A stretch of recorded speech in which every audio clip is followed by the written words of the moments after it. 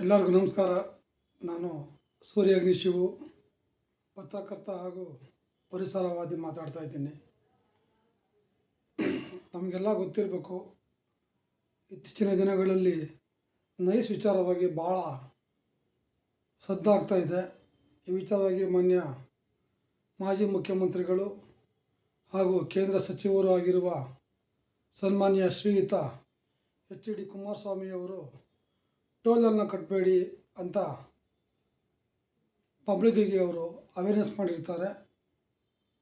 ಈ ವಿಚಾರವಾಗಿ ನಾನು ತಮಗೆಲ್ಲ ಹೇಳ ಬಯಸೋದೇನೆಂದರೆ, ಅವರ ಒಂದು ರಾಜಕೀಯ ದೃಷ್ಟಿಕೋನದಿಂದ ಅವರು ಹೇಳಿರ್ತಾರೆ. ನಾನು ಈ ವಿಚಾರ ಬಂದ ಕೂಡಲೇ ಒಬ್ಬ ಪತ್ರಕರ್ತನಾಗಿ ನಾನು ಕೂಲಂಕುಷವಾಗಿ ಪರಿಶೀಲಿಸಿದಾಗ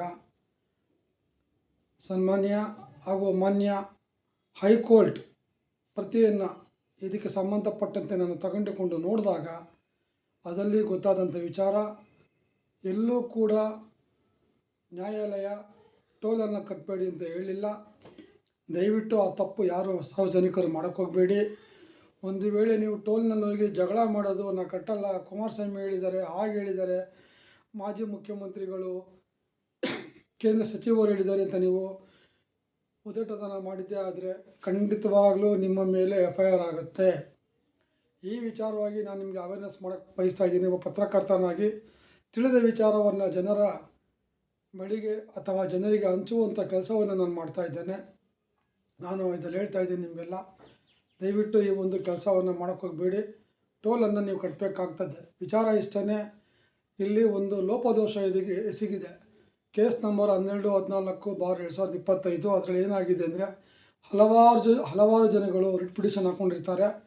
ಆ ರಿಟ್ ಪಿಟಿಷನ್ಗೆ ಅನ್ವಯವಾಗಿ ಮಾನ್ಯ ನ್ಯಾಯಾಧೀಶರು ಒಂದು ಆದೇಶ ಮಾಡಿರ್ತಾರೆ. ಏನಂದರೆ, ನೈಸ್ ಸಂಸ್ಥೆಯು ಸರ್ಕಾರದ ನಿಯಮವನ್ನು ಉಲ್ಲಂಘನೆ ಮಾಡಿದೆ. ಅದೇ ರೀತಿಯಾಗಿ FWA ಅಂತ ಕರಿತೀವಿ ನಾವು, ಫ್ರೇಮ್ ವರ್ಕ್ ಅಗ್ರಿಮೆಂಟ್ ಅಂತ, ಅದನ್ನು ಸಂಪೂರ್ಣವಾಗಿ ಉಲ್ಲಂಘನೆ ಮಾಡಿರ್ತದೆ ಅಂತ ಹೇಳಿರ್ತಾರೆ.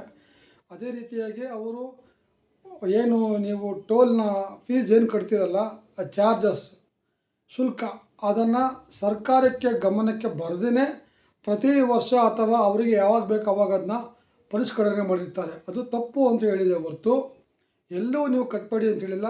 ದಯವಿಟ್ಟು ಜನರು ಟೋಲ್ ಬಳಿ ಹೋಗಿ ನಿಂತ್ಕೊಂಡು ಜಗಳ ಮಾಡೋದಾಗಲಿ ಇನ್ನೊಂದು ಮಾಡೋದಾಗಲಿ ಮಾಡಬೇಡಿ. ಖಂಡಿತವಾಗ್ಲೂ ನಿಮ್ಮ ಮೇಲೆ FIR ಆಗುತ್ತೆ, ಪೊಲೀಸ್ ಕೇಸ್ ಆಗುತ್ತೆ. ಅದಕ್ಕೆ ಅವಕಾಶ ಕೊಡೋದು ಬೇಡ. ಅದರ ಬದಲು ಕಾನೂನು ಹೋರಾಟ ಮಾಡೋದಕ್ಕೆ ತಯಾರುಗಳಿದ್ದಾರೆ. ಅವ್ರ ಬಳಿ ಹೋಗಿ ನಿಮ್ಮ ನೋವನ್ನು ಹೇಳಿ ಅವರು ನಿಮ್ಮ ಪರವಾಗಿ ನ್ಯಾಯವನ್ನು ಕೊಡಿಸುವಂಥ ಕೆಲಸವನ್ನು ಮಾಡ್ತಾರೆ ಅಂತ ಹೇಳಕ್ಕೆ ಬಯಸ್ತೇನೆ. ಇನ್ನೊಂದು ವಿಚಾರ, ಇಲ್ಲಿ ಸರ್ಕಾರದ ವೈಫಲ್ಯದಲ್ಲಿ ಸಂಪೂರ್ಣವಾಗಿ ಎದ್ದಿದೆ. ಅದೇ ರೀತಿಯಾಗಿ ಸರ್ಕಾರ ಕೂಡ ಈ ಒಂದು ಧೋರಣೆಯಲ್ಲಿ ಹಸ್ತಕ್ಷೇಪ ಮಾಡಿದೆ ಅಂತ ನಾನು ಹೇಳಕ್ಕೆ ಬಯಸ್ತಾ ಇದ್ದೇನೆ, ನೇರವಾಗಿ ಹೇಳ್ತಾ ಇದ್ದೀನಿ. ಮಾನ್ಯ ಮುಖ್ಯಮಂತ್ರಿಗಳು DK ಶಿವಕುಮಾರ್ ಅವ್ರಿಗೆ ಈ ಒಂದು ವಿಡಿಯೋ ಮೂಲಕ ನಾನು ಮನವಿ ಮಾಡೋಕ್ಕೆ ಬಯಸ್ತಾ ಇದ್ದೇನೆ. ದಯಮಾಡಿ ತಾವು ಈ ವಿಚಾರವಾಗಿ ಎಚ್ಚೆತ್ತುಕೊಳ್ಳಬೇಕು. ಜೊತೆಗೆ ನೈಸ್ ಏನು ಆ ಸಂಸ್ಥೆಯ ಮಾಲೀಕರಾಗಿರ್ಬೋದು, MD ಆಗಿರ್ಬೋದು, ಸಿಬ್ಬಂದಿಗಳಾಗಿರ್ಬೋದು, ರೌಡಿಗಳ ಹಾಗೆ ವರ್ತನೆ ಮಾಡ್ತಿದ್ದಾರೆ. ಜನರಿಗೆ ಮನವರಿಕೆ ಮಾಡುವ ಯೋಗ್ಯತೆ ಇಲ್ಲ ಅವ್ರಿಗೆ. ಅದೇ ರೀತಿಯಾಗಿ ಶುಲ್ಕವನ್ನು ಪರಿಷ್ಕರಣೆ ಮಾಡಬೇಕಾದ್ರೆ ರಾಜ್ಯ ಸರ್ಕಾರ ಗಮನಕ್ಕೆ ತರಬೇಕು. ಸರ್ಕಾರದ ಕಮಿಟಿಯಲ್ಲಿ ಏನು ಪಾಸಾಗುತ್ತೆ ಬಿಲ್ಲು, ಆ ವಿಚಾರದಂತೆ, ಆ ನಿಯಮದಂತೆ ಅವರು ಪ್ರತಿ ವರ್ಷ ಶುಲ್ಕವನ್ನು ಹೆಚ್ಚು ಮಾಡಬೇಕೇ ಹೊರತು ತಮಗೆ ಇಷ್ಟ ಬಂದ ಹಾಗೆ ಮಾಡುವಂತಿಲ್ಲ. ಹಿಂದೆ ಇದ್ದಂಥ CM ಅವರು ಭಾಳ ಹತ್ತಿರವಾಗಿದ್ದರು ಅಂತ ಕಾಣ್ತದೆ. ಅದಕ್ಕೆ ಅವರೇ ಎಲ್ಲವನ್ನು ಮಾಡಿಕೊಂಡು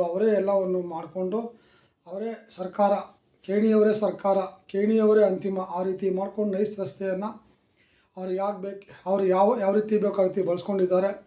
ಶುಲ್ಕವನ್ನು ಹೆಚ್ಚು ಕೂಡ ಮಾಡ್ಕೊಂಡಿದ್ದಾರೆ. ಈ ವಿಚಾರವಾಗಿ ನಾನು ಮಾನ್ಯ ಮುಖ್ಯಮಂತ್ರಿಗಳು DK ಶಿವಕುಮಾರ್ ಅವ್ರಿಗೆ ಹೇಳ್ತೀನಿ, ಮನವಿ ಕೂಡ ಮಾಡ್ತೀನಿ. ದಯಮಾಡಿ ತಾವು ಈ ವಿಚಾರಕ್ಕೆ ತಾವು ಹಸ್ತಕ್ಷೇಪ ಮಾಡಬೇಕು. ತಾವು ಎಂಟ್ರಿ ಕೊಟ್ಟು ಈ ವಿಚಾರದಲ್ಲಿ ಜನರಿಗೆ ನ್ಯಾಯ ಕೊಡಿಸುವಂಥ ಕೆಲಸ ಮಾಡಬೇಕು. ಇಷ್ಟ ಬಂದ ಹಾಗೆ ನೈಸ್ ರೋಡ್ನವರು ಶುಲ್ಕವನ್ನು ಹೆಚ್ಚು ಮಾಡ್ಕೊಂಡಿದ್ದಾರೆ. ಅದಕ್ಕೆ ತಾವು ಕಡಿವಾಣ ಹಾಕಬೇಕು. ಕಾನೂನಿನ ನಿಯಮದಂತೆ ಕಡಿವಾಣ ಹಾಕಬೇಕು. ಜೊತೆಗೆ ಸಾರ್ವಜನಿಕರಿಗೆ ಅನುಕೂಲವಾಗುವ ರೀತಿಯಲ್ಲಿ ತಾವು ನೈಸ್ ರೋಡನ್ನು ಬಳಸುವ ಒಂದು ಮಾರ್ಗವನ್ನು ತಾವು ಮಾಡಿಕೊಡ್ಬೇಕು ಅಂತ ನಾನು ಈ ಸಂದರ್ಭದಲ್ಲಿ ಕೇಳ್ತೀನಿ. ಎಲ್ಲರಿಗೂ ಒಳ್ಳೆಯದಾಗಲಿ. ನಾನು ಈ ಥರ ವಿಡಿಯೋಗಳನ್ನು ಇನ್ಮೇಲೆ ಹಾಕ್ತಾಯಿರ್ತೀನಿ. ನಾನು ಇಷ್ಟು ದಿನ ಮಾಡ್ತಾ ಇರಲಿಲ್ಲ. ಒಬ್ಬ ಪತ್ರಕರ್ತನಾಗಿ ನಾನು ಮಾಡಬೇಕಾಗಿತ್ತು, ನಾನು ಮಾಡ್ತಾ ಇರಲಿಲ್ಲ. ವಿಚಾರ ಇಷ್ಟೇ, ತುಂಬ ಜನ ಇದ್ದಾರೆ ಪತ್ರಕರ್ತರು, ತುಂಬ ಜನ ದೊಡ್ಡ ದೊಡ್ಡ ಬುದ್ಧಿಜೀವಿಗಳು ಎಕ್ಸೆಟ್ರಾ ಎಕ್ಸೆಟ್ರಾ ಇದ್ದಾರೆ, ಮಾಡ್ತಾಯಿದ್ರು. ನಾನು ನೋಡ್ತಾನೇ ಇದ್ದೆ, ಏನು ಎಲ್ಲಿ ಹೋಗ್ತಾಯಿದೆ ಇದು ವ್ಯವಸ್ಥೆ, ಏನು ಆಗ್ತಾಯಿದೆ ಇದು. ಜನರಿಗೆ ತಪ್ಪು ದಾರಿ ಎಳೆಯೋರು ತುಂಬ ಜನ ಆಗಿದ್ದಾರೆ ಹೊರತು ಜನರಿಗೆ ಯಾರು ಕೂಡ ಮನವರಿಕೆ ಮಾಡೋದಾಗಲಿ, ಸರಿಯಾದ ಒಂದು ನಿಯಮವನ್ನು ಹೇಳೋದಾಗಲಿ, ಕಾನೂನು ಹೇಳೋದಾಗಲಿ ಯಾರೂ ಇಲ್ಲ ಅಂತ ಕಾಣ್ತದೆ. ನಾನು ಕೂಡ ಇನ್ನು ಮುಂದೆ ಪ್ರತಿದಿನ ನನ್ನ ಕೈಲಿ ಎಷ್ಟಾಗುತ್ತೆ ಅಷ್ಟು 1, 2, 3 ವೀಡಿಯೋ ಕ್ಲಿಪ್ಪಿಂಗ್ಸ್ ಹಾಕ್ತಾಯಿರ್ತೀನಿ. ಪಬ್ಲಿಕ್ಕಿಗೆ ಸಂಬಂಧಪಟ್ಟಂತಾಗಿರ್ಬೋದು, ಸರ್ಕಾರಕ್ಕೆ ಸಂಬಂಧಪಟ್ಟಾಗಿರ್ಬೋದು. ದಯವಿಟ್ಟು ಎಲ್ಲ ಪ್ರೋತ್ಸಾಹಿಸಿ, ಶೇರ್ ಮಾಡಿ. ಅದೇ ರೀತಿಯಾಗಿ ನಿಮ್ಗೇನಾರ ಡೌಟ್ ಇದ್ದರೆ ದಯವಿಟ್ಟು ನನ್ನ ಸಂಖ್ಯೆಗೆ ಕಾಲ್ ಮಾಡಿ. ನನಗೇನು ಗೊತ್ತಾ ನಾನು ಖಂಡಿತವಾಗ್ಲೂ ಹೇಳ್ತೀನಿ. ಎಲ್ಲರಿಗೂ ಒಳ್ಳೆಯದಾಗಲಿ. ನಮಸ್ಕಾರ. ಜೈ ಕರ್ನಾಟಕ, ಜೈ ಭಾರತ.